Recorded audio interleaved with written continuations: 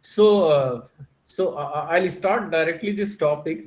So, Dr. Gopal has already given that brief introduction about me, that I have this diverse domain. I did the PhD almost the same time we were in the JNU. I did PhD from SCIS JNU. After PhD, I taught in I joined in University of Hyderabad campus, CRO Research Institute, where I joined as an assistant professor, and I started teaching in University of Hyderabad. So at the same time, I started working on machine learning and AI. Even those topics I have used in my PhD PhD also. So there I worked for 5 years, and then joined Amity University. So anyway, Dr. Gopal has already given that brief introduction. So I'm directly coming to that research topic, which is of very interesting topic in terms of that current that technology where it is shifting today, because many of you are seeing that chat GPT and LLM kinds of model, those are coming.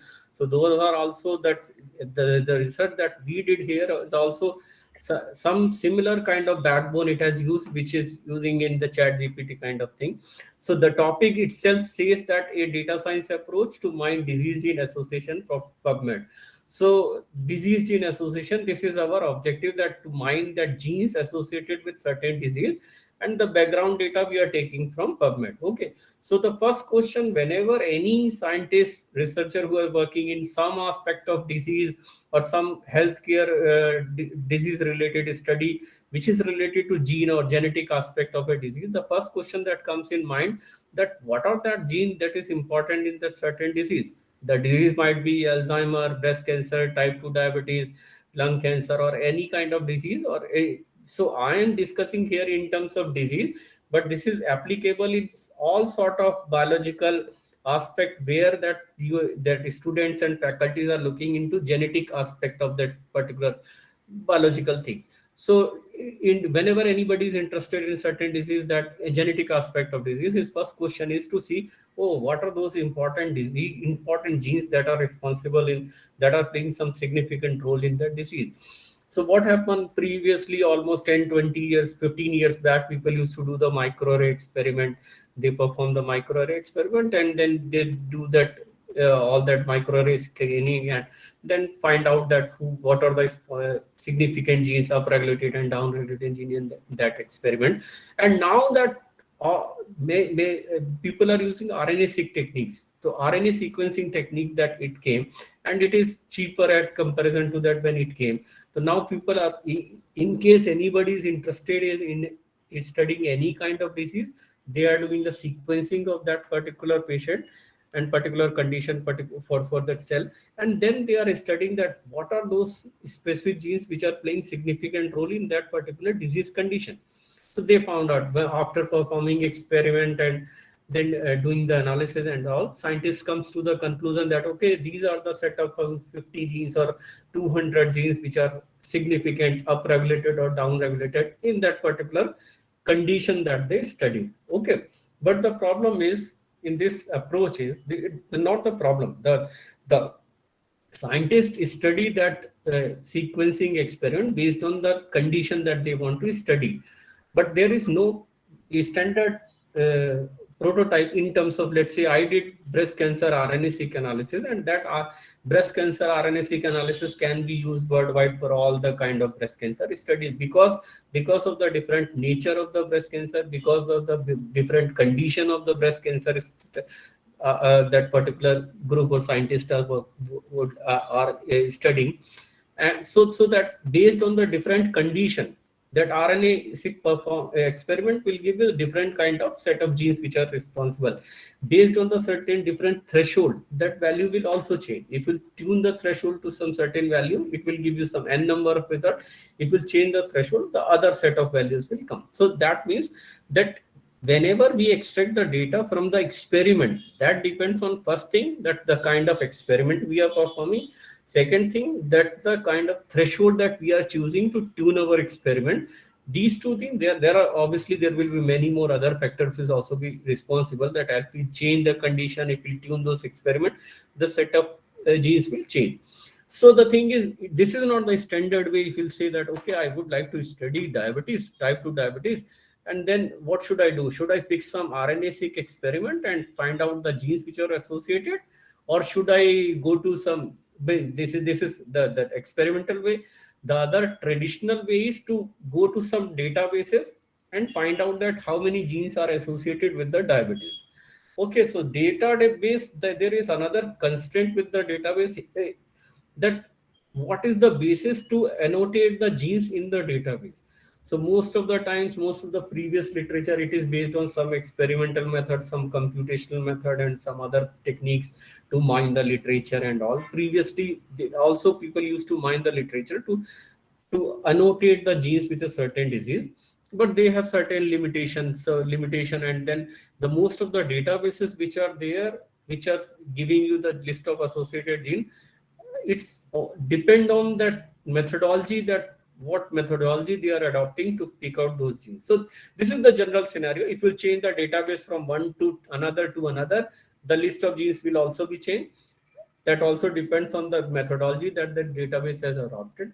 So the our problem statement is that disease, how to find the genes associated to the certain disease. Okay, so this is just the background of this problem, that why we did this problem. So as you people are well known about that subject biology, there are two type of genetic disorder. One is the single gene disorder, second is the complex and polygenic disorder. So single genic disorder like sickle cell anemia and cystic fibrosis, but while most of the other diseases are fall into the polygenic disorder, where that combination of genetic and other factor like chemical exposure, diet, lifestyle, all those effects that particular condition. And then the example like Alzheimer, type 2 diabetes, breast cancer. So these are associated not with a single kind of gene, these are associated with many genes. Means many genes plays the significant roles in upregulation and downregulation of the disease. So our interest will be what are those set of genes which are responsible for that particular disease. So that major challenge in this kind of study problem statement we understood. Our objective is to find out that what are those set of genes. So what are those set of genes? Because databases also which are there, they also choose some information, they also mine some literature and all. If I'll ask you, people who are performing some experiment or working in certain lab, if I'll ask you, okay, we would like to work on breast cancer or lung cancer, and we would like to see the gene effect of that in particular type of breast cancer. So what we'll mine the literature, we'll go through the various literature that has been published, and we'll see that what are the previous studies has been done on certain gene. And then we'll pick out, okay, that study X has said that this gene Y has a significant role in the upregulation of the breast cancer particular type. So, but then for one article, two article, 10 article, it can be done. But then if you see that all the scientific literature which is published in the PubMed, it's a huge corpus of the literature which is there. If you see this graph itself, it shows that from around 1950, it was that around that one lakh publication almost every year it is coming. But now it's 2020, and till 2050, it is projecting that around 20 lakhs publication. It's not 2050, around 2040 it is showing that around 18 lakhs, 20 lakhs publication will become almost every year. And this number of published articles such as journal, paper, patent, and increasing at an exponential rate. At if you see that from 1950 it is increasing exponentially, and this information is continuously growing. So now the question comes is, since this information is continuously growing, then it is very difficult to find out all the literature and figure it out that okay, what are the specific article we need to go through and get the information. So this is another very available literature sources. I put that information in. This is on 2nd July. I did this experiment. I Google Scholar, I typed the breast cancer. I found 38 lakhs 20,000 article which has been listed in the PubMed in Google Scholar, while 3,45,056 article has been listed with the annotation breast cancer. Okay, so that means this many articles are there. Now, if I'll ask you, okay, we need to do the study, if you want to just compile all those information which is available in the literature, then this many article we need to mine. And there are obviously few databases which will be available, which has already mined few of the data set, which of the few of the articles, and they must have compiled. The only thing is that updation, continuation, continue updation of those data sources, and then methodology and all that varies from data to data, or database to database, and then these articles are keep increasing at a very fast rate. So it is practically very difficult for them to update with the same rate.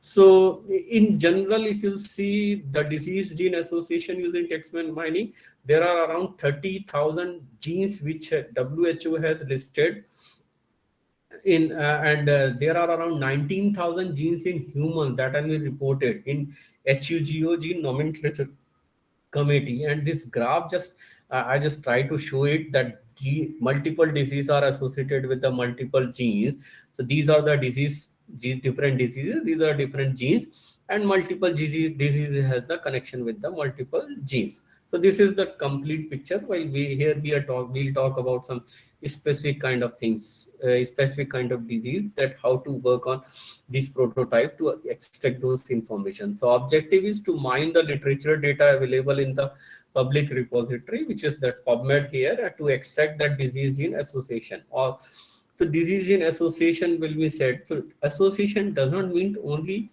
that okay, that gene associated with a certain disease. Gene BRCA is associated with the breast cancer. It's not only that single kind of statement.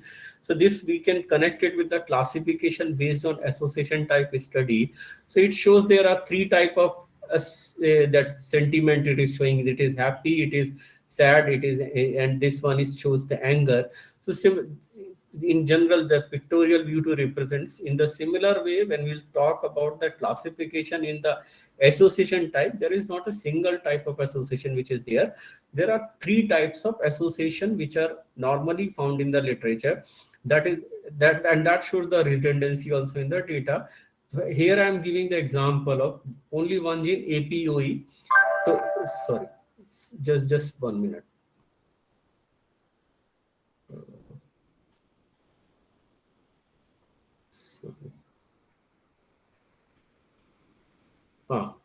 Yeah.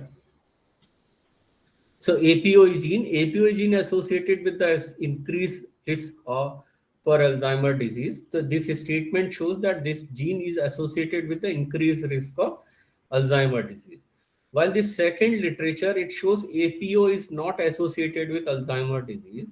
It's a not association. While the third article, if you see, APO allele may not be only predisposed to Alzheimer disease. So it's a means it's ambiguous kind of association. It may or it may not only associate with the Alzheimer's disease. So if you'll see that all these three kind of study that shows that there are actually three kind of association that are connected with any kind of genes in aspect of it with a certain disease. It could be positive association, it could be negative association, or it could be ambiguous association, which is not very clear that what that author want to say, whether it is exactly positively associated or negatively associated. That his experiment could not conclude properly that what is that association of the genes with the disease.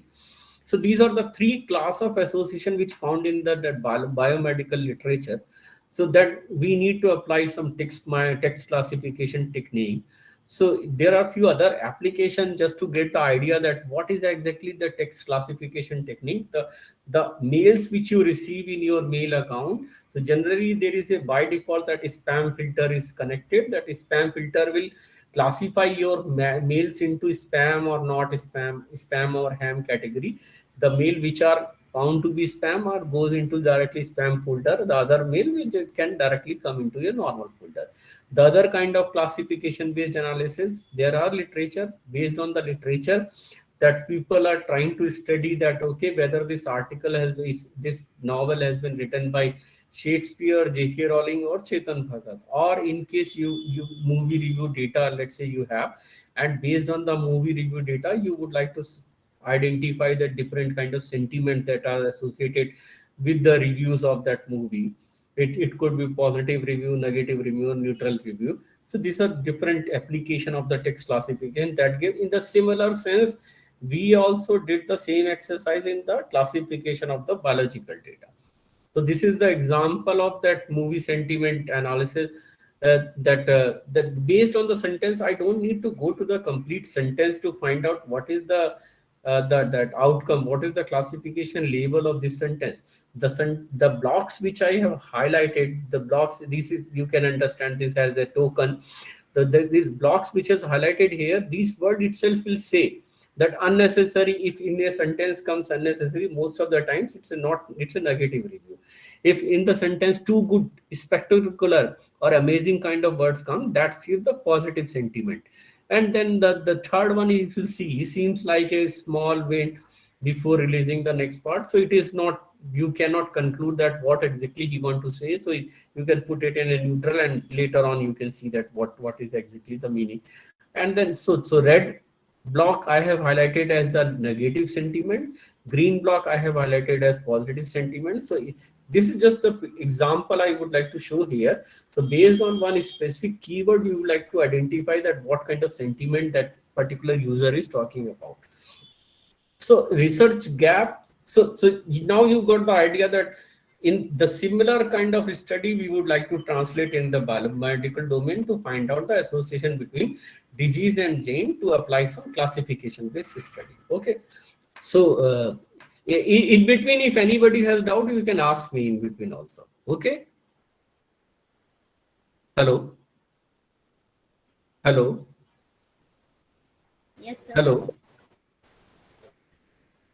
Sir, they will ask if they find difficulties, है ना? Okay. Yes, they are free to unmute and ask question, or they can write in chat box. Okay, fine. Okay, or otherwise when I'll finish, then also you. Yes. Okay, so now comes to the research gap in the biomedical text finding. So in biomedical text finding, the first gap, which is the major gap, is lack of properly validated training data set. So why the training data set is required? There is one proper saying: if you say garbage in, you will get garbage out.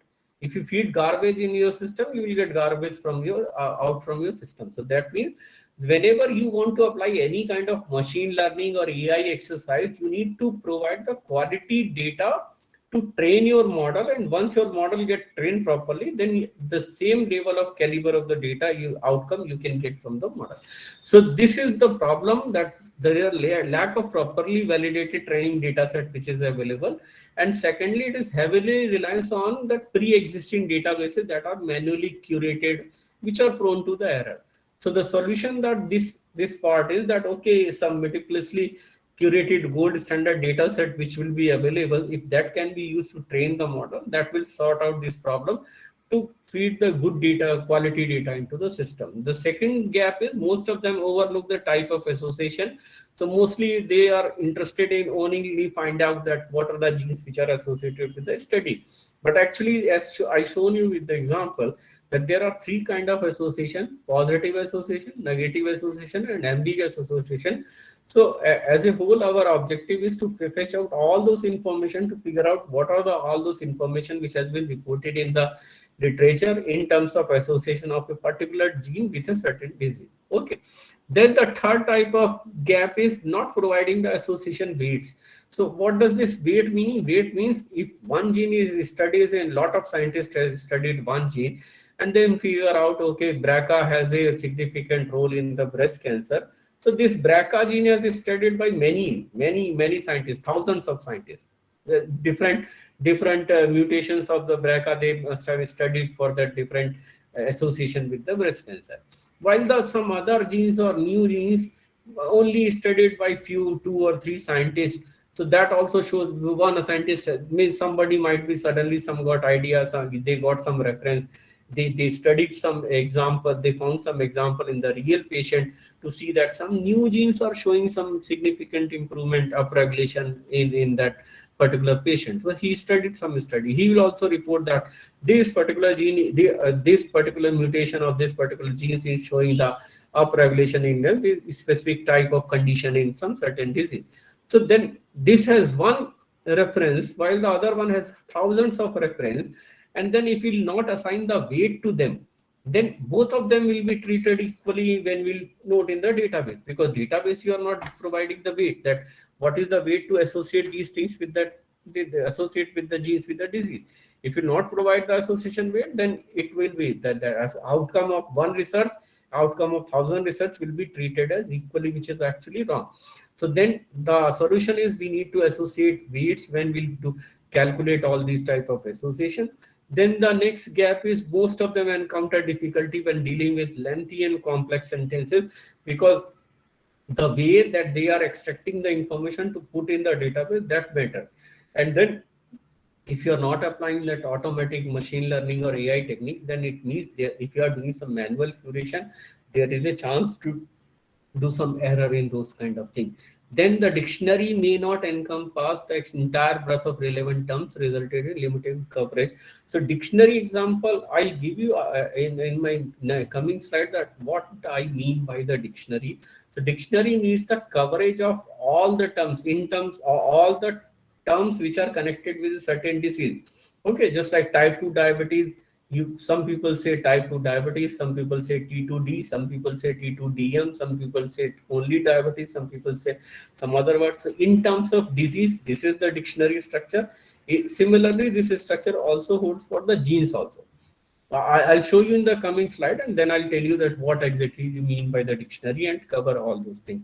And then similarly, people have done in the previous many databases and many studies are based on co-occurrence of different co-occurrence of genes altogether in certain disease. They found the co-occurrence based criteria to annotate the two genes in a certain disease. So that approach cannot capture the semantic meaning of the context in terms of which is very crucial in the biomedical literature. So the solution is leverage the power of advanced text mining, machine learning, and AI technique that can solve you these problems and give you helps you to find out the answer of all these questions. Okay, so that this picture shows you that okay, this you can understand machine learning. This you can understand this is a machine, and where you are feeding that all sort of data which is available. It could be your book, it could be your literature, it could be your general article, or it could be some other things, and then this machine will process the data, and at the end it will apply the biomedical text mining where you can get the relevant answer of your question, that whatever you are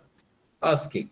So this is more relevant in terms of current context of that how the chat GPT and those kind of structure has been formed. So this study has certain components. The first component to curate data for creating human gene list, gold standard data set, and disease specific data. This is that all the background data needed for this kind of exercise. Then to set up the classification pipeline and compare different classification algorithm. Then to set up the text mining pipeline. And then to apply the classification method to predict the class of unknown abstract corpus, full length article or other.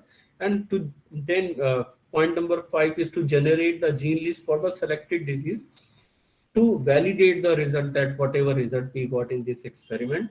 And then last part of this exercise, this component is to just create an application where that can be generalized to give the answer of the question.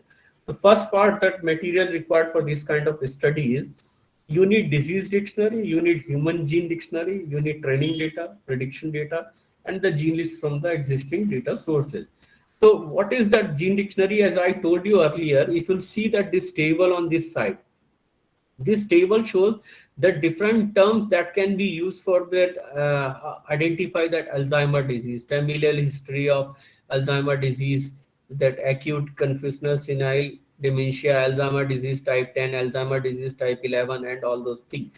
So then based on that, in our study, that here we develop that prototype for that Alzheimer, breast cancer, and type 2 diabetes. So then that synonyms to acronym mapping, there are 95 terms which are there in Alzheimer disease. Then there are 45 in breast cancer and 65 in type 2 diabetes. When we combine all of them into a single source, we found 142 unified list in Alzheimer, 223 in breast cancer, and 205 in type 2 diabetes. And when we'll combine all those things, we got a one list which contain the different ways to different ways to find out that a particular article is talking about that breast cancer or type 2 diabetes or Alzheimer. Okay, so we combine this information. Disease synonyms were annotated using reliable sources such as mesh, ontobi, uml as bioportal, disease ontology, and ICD-11 data sources.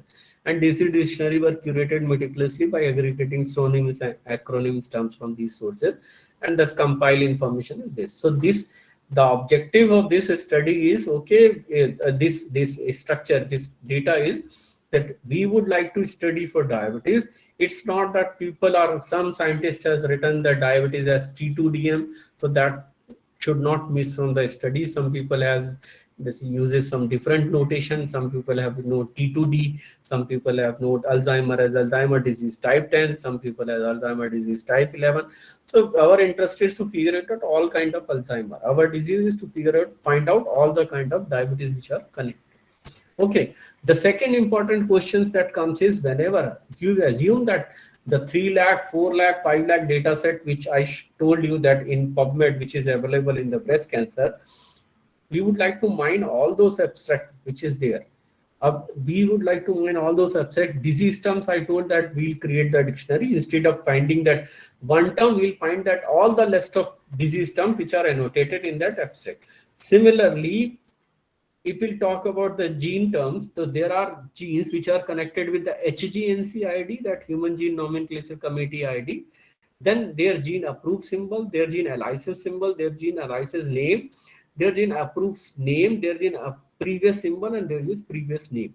If you'll go to these things in detail, you will figure it out that gene today, that gene's approved name is A. Let's say the gene name is APR1.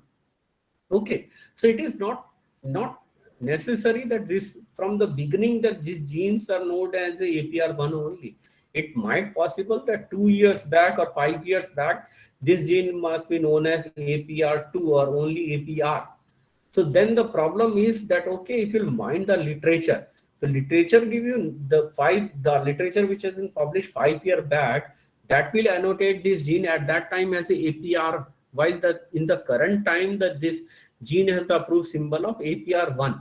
So we need to maintain all those kind of structure to figure it out. Okay, if we are mining this gene disease association and we are talking about APR1, the literature which we mined 5 year back literature, there will be no APR1, but then there will be APR. So when we'll extract that information of APR, so we need to connect it that, okay, 5-year-old literature is saying that APR has the association with the breast cancer, and then actually in today's terms this APR means APR1. That means we will translate that previous information into the current scenario, and we will say that, okay, APR1 has the association with the breast cancer. So in the same, keeping this idea in mind, we have to create the complete human gene dictionary, where this, if you'll see the right kind, approved symbol, approved name, previous symbol, allies name, previous name, and all those things are there. And these are the indexing of those things. And when we'll search all these parameters to figure it out which particular gene they are talking about in that particular literature. Okay. Now, so this is basic principle to create the dictionary, disease dictionary and human gene dictionary. Then we create the data for 3 different diseases. One is for Alzheimer, other is for breast cancer, third one is for type 2 diabetes.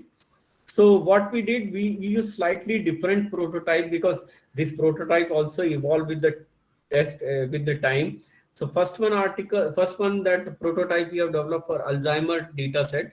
Here we took the data from GAT repository. It's a genetic association data repository which is published by NCBI earlier. Now it is now they have closed this repository. Earlier, people use this repository as a standard source to figure out the information of gene associated to the certain diseases.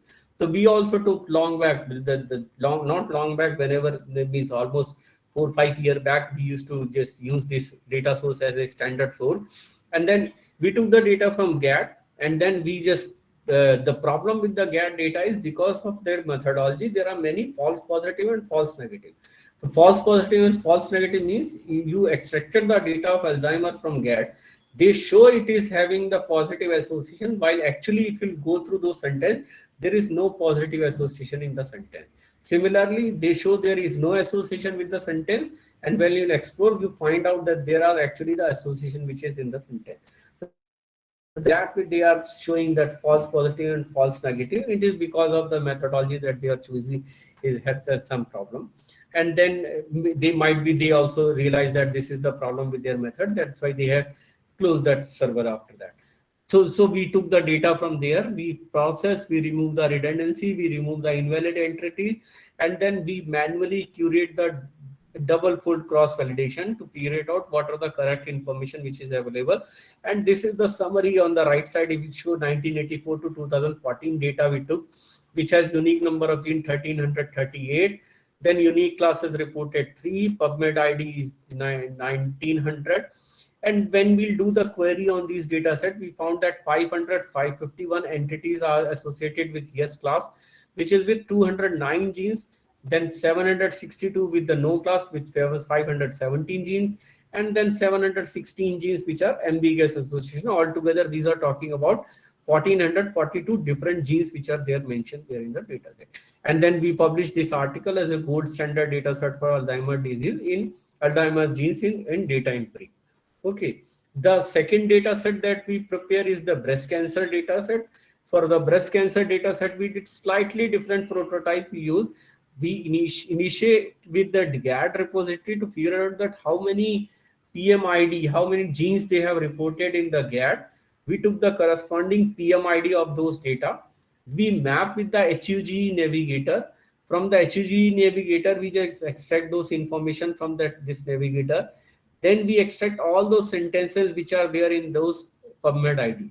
And then we also create we use the disease dictionary and gene dictionary to figure out that what are those PubMed article is specifically talking about that genes for that particular PubMed PMID, PubMed abstract data. And then we apply double fold panel cross validation to figure it out. What are that sentence to figure out the exact sentence which are talking about that positive association, negative association, or neutral association in the data. And if you see this bottom table, the second table on the right side, it shows that 136 unique genes are reported with the yes association, 190 genes with the no association, 827 genes with the ambiguous association, while 1182 genes are not reported with any kind of these three association. And the total there are 2,335 entries with unique genes are 1,760 genes. And this finding we have also published in Data in Brief with the title benchmark data set for the breast cancer associated gene. So this is second data that we have collected. And this year we have published the diabetes data. So it has totally different prototype. Here we have not used GAT repository. Here we have directly taken the data from PubMed repository. From PubMed repository, we have applied our some tuning algorithm to figure it out that what are those abstracts which are talking specifically about the disease. And then from those disease, we have also mapped that which of these abstracts has the sentence for disease and genes both, because this is our interest for the classification model. And from those abstract sentence which has information about disease and gene, we have mined those things and do the double fold cross validation to find out that what is the exact sentence which telling about the positive associated gene, negative associated gene, and neutral associated gene. And this is the table second summary. 580 genes are with yes, 197 genes with no, 238 genes with the ambiguous association, and total 1015 genes. And this also published in Data in Brief, decoding the gene disease association in type 2 diabetes, a curated data set for text mining based classification. So now we have, as I told you earlier, we need the gold standard data set to apply for the machine learning and AI based classification model. So here that complete requirement has fulfilled out. In between, after publishing the data, we publish some method. After publishing another data, we develop on another method and all. Here I'm just segregating those things. First I told you all things about the data, then we'll go about the method. So this is the standard data set we have created, gold standard data set which we have created, and this all is published in the open source repository. Anybody can go, anybody can use the data set and use it for their research. Okay. Now the question is, okay, so this is data set you can use for the training of your classifier, but then what are the data sets you will use for the prediction? Because the data set is specific only about type 2 diabetes, Alzheimer, and breast cancer. So for the prediction data, we use that eDirect portal, which is also published by NCBI. So NCBI disease specific abstracts were downloaded from PubMed eDirect platform. So eDirect is a tool which is developed to retrieve the data from the PubMed database. Earlier, they have given the flexibility. You can open the browser. From the browser, you can choose, and from the browser, you can select the filter and then download the data. It takes a lot of time. That depends on, because from the browser you are passing query to their server, and from server you are collecting the data and getting back. Now they have just created a separate tool which you can download and you can install in your system, and then tool will directly pass the query to the NCBI server, and then from that server you can get the data directly. Okay, so here we have to include the disease name in the search string, then abstract, you want to get the abstract, then language which are written in the English, and then species as human, and date you can also choose. And then based on this is the query, use esearch minus db. DB is PubMed, then query is disease name we can give, and language is English, and species is human, and that we want abstract, and efetch format medline, and we have stored all these values in the file. So this table shows that around 1,36,923 abstracts are available till September 23 for Alzheimer, 3,31,498 for breast cancer, 1,50,724 for type 2 diabetes. Okay, so this is the data which we use for the prediction of our when we trained our model. So this is the snapshot that how that data, when you fetch the data from this eDirect tools, how it looks like. So this is the screenshot of that data structure, that it looks like this. AB is the abstract. This is the content of the abstract, while other are the field. This is authors and PMID and other parameters which are there. We are not concerned about all those parameters. So then this is some standard data sources information we have collected. So this is a standard way. We have took the data from DisGeneNet, Jiva sources, and OMIM data sources. And then this is Alzheimer gene list. Similarly, we have created for breast cancer gene list. Similarly, we created for type 2 diabetes gene list. And then this is in-house gene list. When we'll combine all these gene lists, we compare to show that at the end that, okay, what are the new genes we could report, what are the genes which we have reported with any of these databases also reported. So this is just for the validation thing. So here I'm talking about the data, so that's why I'm discussing this thing. Okay, so next thing is, because now we have already collected all kind of data which is required for the method classification model. So this is our workflow. If you'll understand this workflow, because this workflow is based on NLP, natural language processing, text mining, sentiment analysis, machine learning classification. Okay, so all these components which are, this is just workflow pipeline that we have used for this structure. So first, curate the training data set, curation of the training data set. This is first component. And if you see that curation of the training data set, so this is the data set that we have created, just like Alzheimer, breast cancer, or type 2 diabetes. So any of these data set can be taken here. Then it's a pre-processing of the data. That is, it's a standard text processing step. Removal of punctuation, removal of stop word, removal of white space, removal of it is not very clear here. Tokenization, stemming, lemmatization, and all these things. These are the standard prototype that you need to apply whenever you are applying any sort of text processing or NLP kind of exercise. Then this data will go to the training data part. So part 1 is complete, A is complete. Then it will go to the 2-stage classifier. So initially what we does, from that clean data, from the process data, first we will check, because there are actually I told about 3 class: yes class, no class, or ambiguous class. But there is another class also, X. X is which is none of these yes, no, and ambiguous. If it is any of these yes, no, and ambiguous, this is belongs to class 1. If it is none of these classes there, then it belongs to class 2, class X.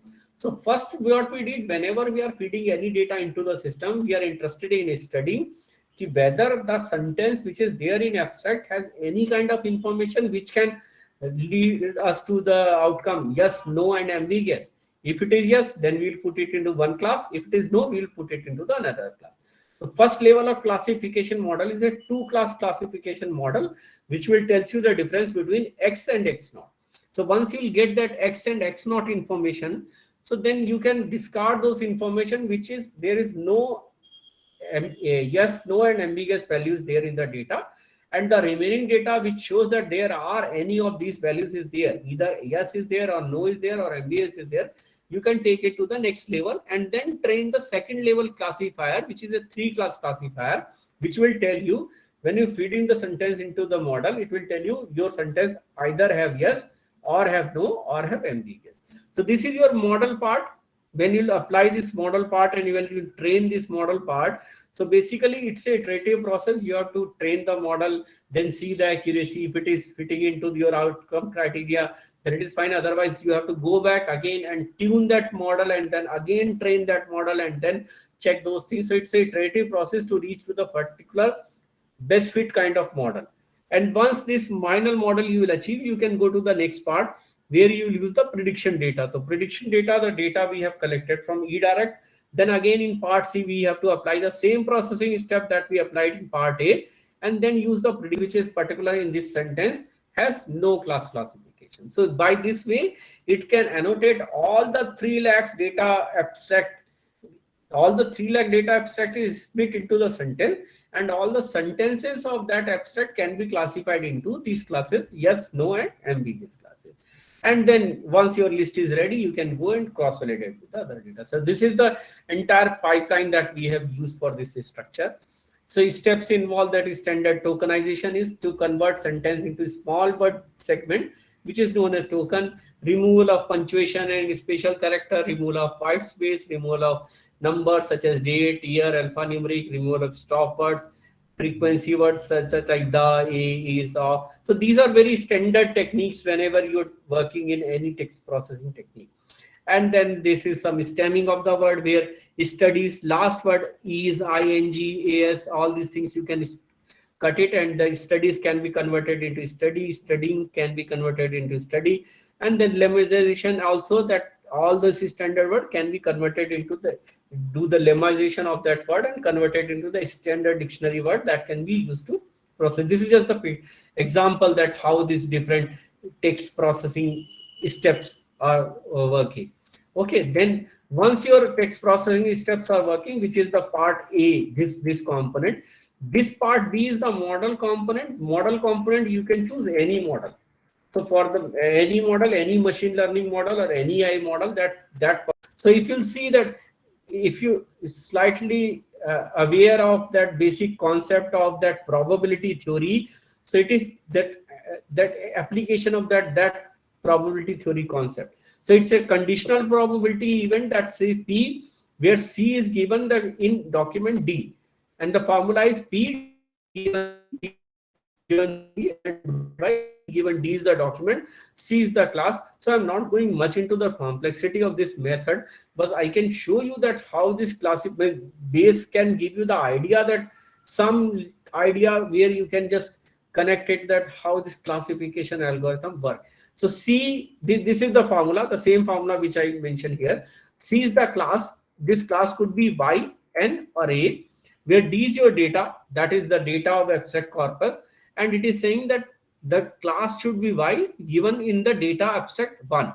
So the outcome is equivalent to the formula which P given data in the class Y, N, or A into P of class divided by the P of the data. So this is the formula. Practically how this formula works, it is not very, I'll show you with the example. Just this is that in case you have the multiple argument and then you want to apply the conditional probability in by using the condition of independent assumption. So this example will give you the clear idea that how this Bayesian classification works. Just assume that these are the 14 events where you have the idea of, okay, you have stored the information of outlook, temperature, humidity, and wind, and the outcome is whether that particular person is going to play tennis or not. Okay, so outlook is divided into certain categories: sunny, overcast, rain, and temperature is hot, mild, and cool. Humidity is high and normal, and wind is weak and strong. So these are the different categories. So scenario means that candidate one, when outlook was sunny, temperature was hot, humidity was high, wind was weak, he did not want to play tennis. While scenario 3, when outlook was overcast, temperature was hot, humidity was high, wind was weak, and then went to play tennis. So based on this information only, we collect the different scenarios that, okay, we have created the blocks for each of them. First is the outlook block. The outlook block, there are two scenario. One is playing tennis, non-playing tennis. So means the I'm not going much into detail, but I'm just giving you the idea based on the whatever number of scenarios are possible here. We create a small matrix for each of them. So outlook means what is the chance of when it is sunny, the candidate will go and play tennis. It is 2 by 9. 2 by 9 means because 9 is the yes categories here, and 2 are the categories when yes is sunny, 1 sunny, 2 sunny, these are yes. So that means when outlook is sunny, there are 2 out of 9 cases when candidate goes to play tennis. Similarly, when outlook is sunny, there are 3 out of 5 cases when candidate 1, 2, and 3 out of 9 cases when 3 out of 5 cases when candidate did not went to play tennis. So we'll calculate the probability of each event. We'll split the entire. This is our data source. From this data source, we'll split this data source into all the event. So this is outlook event, this is humidity event, temperature event, and wind event. We'll calculate the probability of all the event, and then we will use the probability of overall yes and no. This is overall. 9 cases are with yes, 5 cases with no. So this shows probability to play tennis is 9 out of 14. Probability to not play tennis is 5 by 14. So this is the basic computation that we did based on this matrix only. And then this matrix, when you'll calculate all these criteria, then you whatever the new scenarios will come to you based on only computation that we did in this matrix, we can use this to predict what is the chance that given that a new instance that this came, a outlook is sunny, temperature is cool, humidity is high, and wind is strong, what is the chance that this candidate will go and play tennis? So based on all those calculation that we have done here, based on the formula that this is that we did here for the conditional probability for the joint probability event, we can put all these values here in the formula. We see that outlook is sunny and play is equal to tennis. There are 2 out of 9 cases.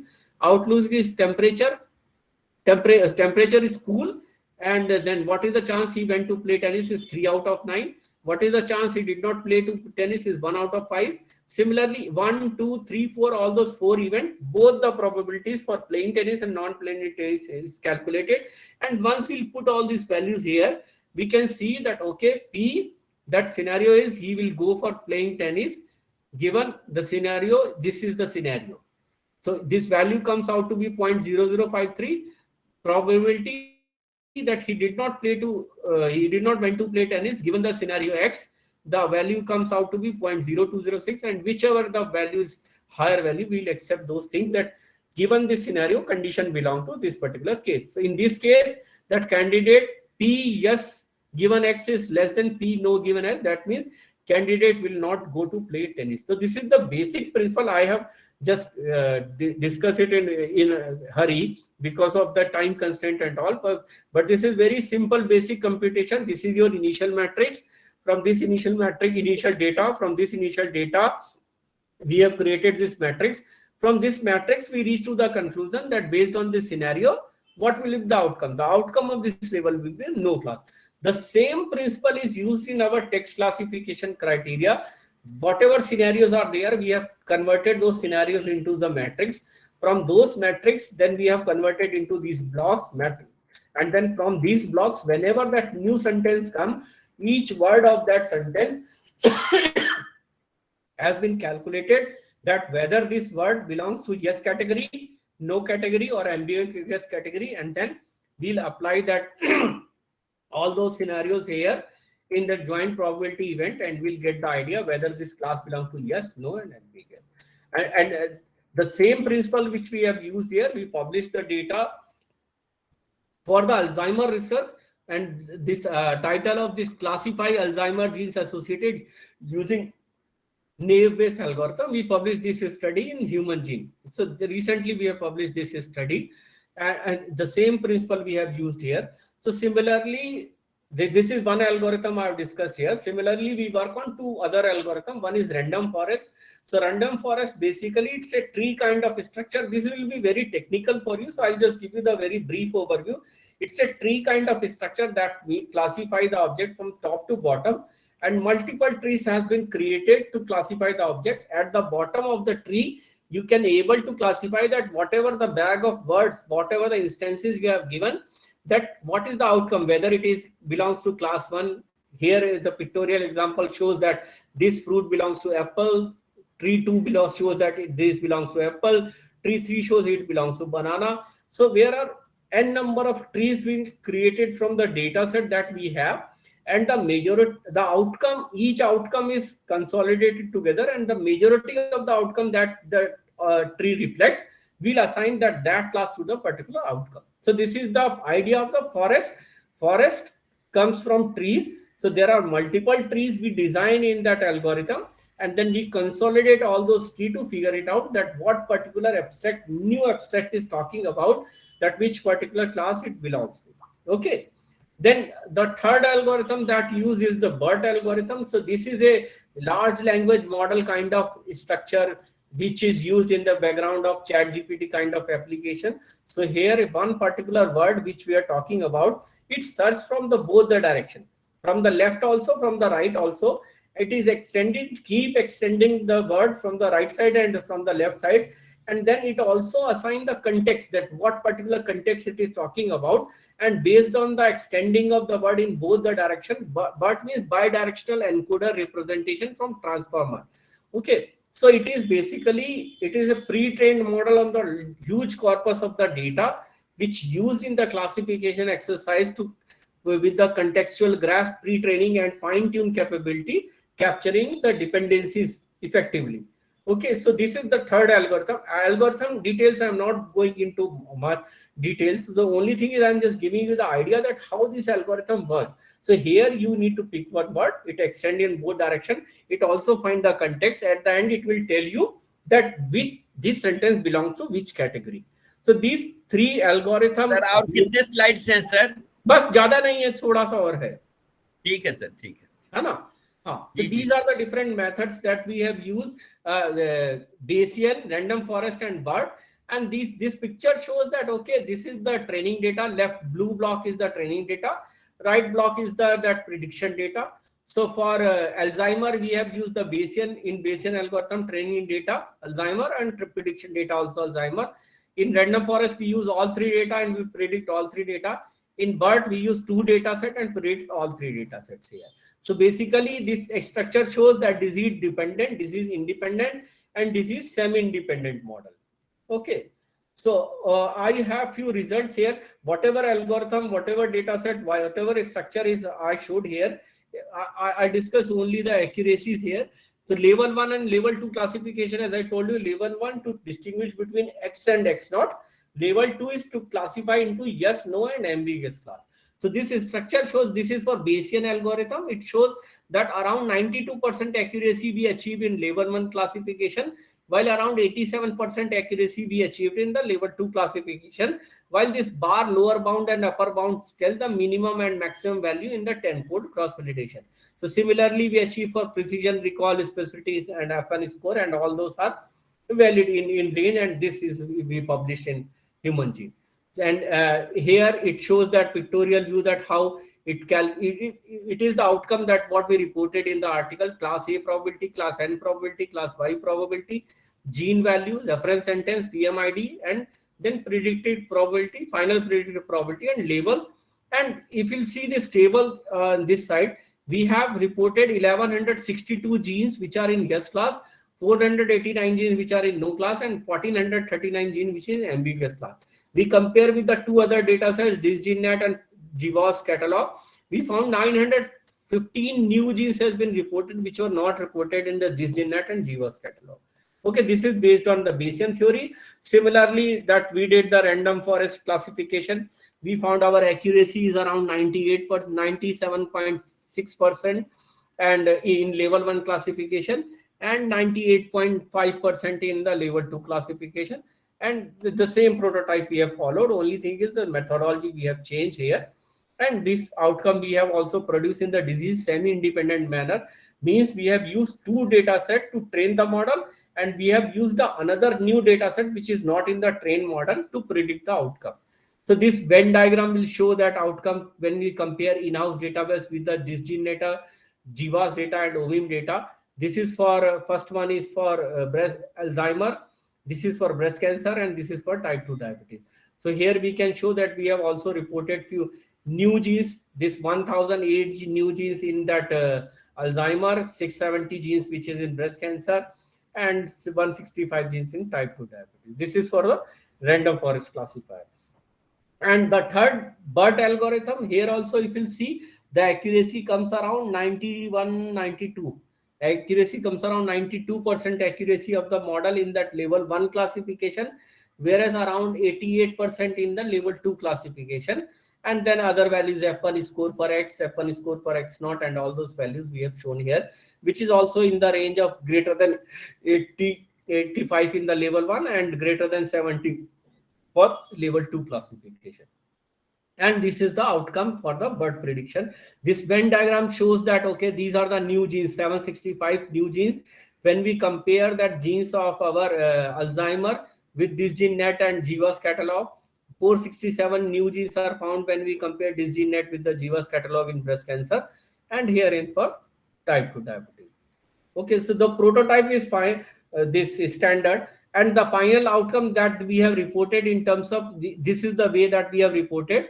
The red one, it shows that not association, the green one is shown as association, the blue one is shows that gene, the pink one is shows that disease which is associated. So if you'll see, T2D is that diabetes, type 2 diabetes mellitus, this is another way of writing, NIDDM is another way of writing, and yellow is shows you that might be ambiguous association. So there are three kind of blocks. One is red, green, and yellow. Yellow is ambiguous association, green is positive association, and red is the negative association. And all this result, whatever we have reported is previously here, are reported in a HTML file that can be viewed from that server, that article website, and you can get the information that what is the kind of association is reported in these kind of article. Okay, all these works have been published in all this work is published in 6 different articles. 3 articles are from data and 3 articles for method. So data article, as I showed you, Alzheimer, breast cancer, and type 2 diabetes are the data article, while the Bayesian algorithm, BERT algorithm, and random forest algorithm, these are the 3 different algorithm articles. So 4 are already published. Fifth is the core machine learning, or fifth is core AI journal, where we have recently submitted our comment. And the 6th one is the core machine learning journal, this computer method and program, which is of 7 impact factors. So we have recently received the comment from this art journal, and we are addressing those. 4 is published, 5th one is comment we have submitted, and 6th one comment we received. So all these works has been consolidated into 6 different articles. So overall, that this gives you the idea that how that means it is very difficult to just cover all this concept in 1 hour lecture, but I just try to just connect you so that you can at least think and visualize that how this kind of application is working. Okay, thank you.